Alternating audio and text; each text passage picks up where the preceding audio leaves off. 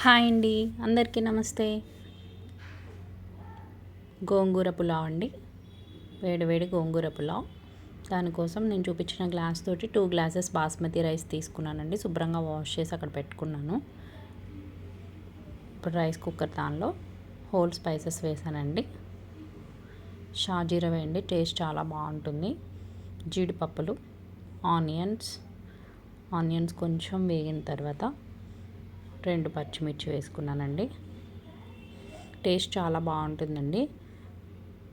అల్లం వెల్లుల్లి paste 1 spoon, కరివేపాకు 1 స్పూన్, టొమాటో 1, అవి కొంచెం వేగిన తర్వాత కొంచెం పసుపు, ఉప్పు, ధనియాల పొడి.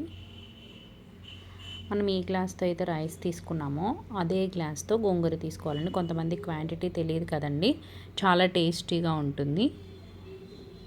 గోంగూర కొంచెం మగ్గేంత వరకు మనం సిమ్లో పెట్టుకొని ఇలా తిప్పుకుంటూ ఉందామండి. కొంచెం పుదీనా, కొంచెం కొత్తిమీర. ఇప్పుడు మనం ముందుగా నానబెట్టుకున్న బిర్యానీ మసాలా వేసానండి 1 స్పూన్. ముందుగా నానబెట్టుకున్న రైస్ వేసుకుందాము. వాటర్ ఏం పడకుండా రైస్ మాత్రమే వేసుకోవాలండి, ఎందుకంటే గోంగూరలో రైస్ కలిసేటట్టు ఒక 2 మినిట్స్ మనం అలా కలుపుకుంటూ ఉండాలి. ఇప్పుడు మనం ఏ గ్లాస్ అయితే బాస్మతి రైస్ తీసుకున్నామో దానికి 1 గ్లాస్కి 1.5 గ్లాస్ వాటర్ పోయాలి. చూసారా, వేడి వేడి గోంగూర బిర్యానీ రెడీ అయిపోయిందండి. చాలా టేస్టీగా ఉంటుంది. కొంతమంది పిల్లలు గోంగూర తినరు కదండి, కిడ్స్ లంచ్ బాక్స్లో కూడా చాలా బెస్ట్ రెసిపీ.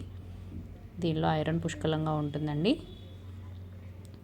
మీకు ఈ వీడియో కనుక నచ్చితే please share, subscribe and like అండి. రైతాతో సర్వ్ చేసుకుంటే చాలా టేస్టీగా ఉంటుందండి. Thank you.